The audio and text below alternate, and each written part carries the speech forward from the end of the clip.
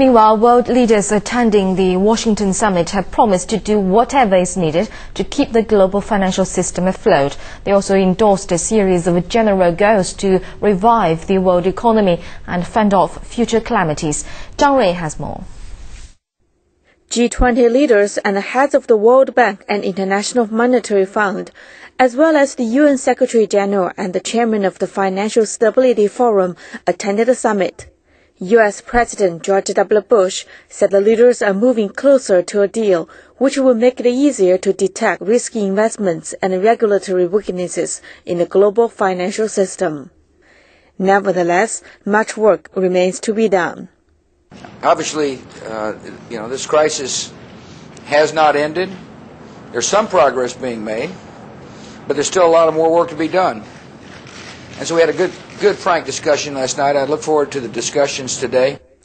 Participants at the summit called for intensified government efforts at bolstering national economies, cooperation on international regulation of the financial system, and the reform of global structures to help aid needy developing countries.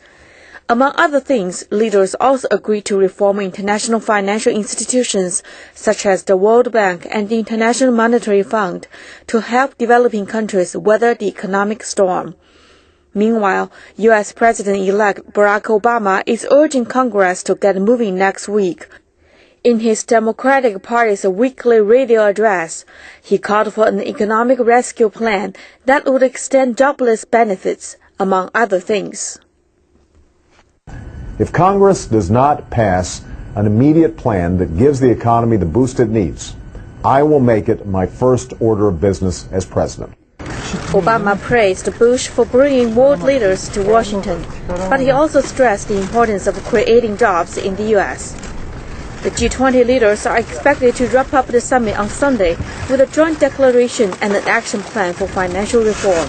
They're also expected to meet again early in 2009 to fine-tune their efforts. Zhang Rui, CCTV.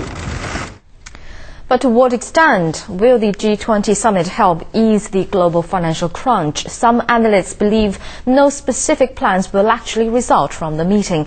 However, a senior Canadian economist says he's inspired by the Chinese government's move to invest 4 trillion yuan to strengthen the country's economy. Well, I think one of the fundamental reforms that will be necessary over the next 2 to 3 years is to ensure that China has a stronger voice at the table with regard to issues concerning global economic and financial affairs. The People's Republic of China has $2 trillion in international reserves. That's, of course, a massive amount of money which needs to be effectively mobilized in the interests of China itself and, of course, in the greater interests of the world economy.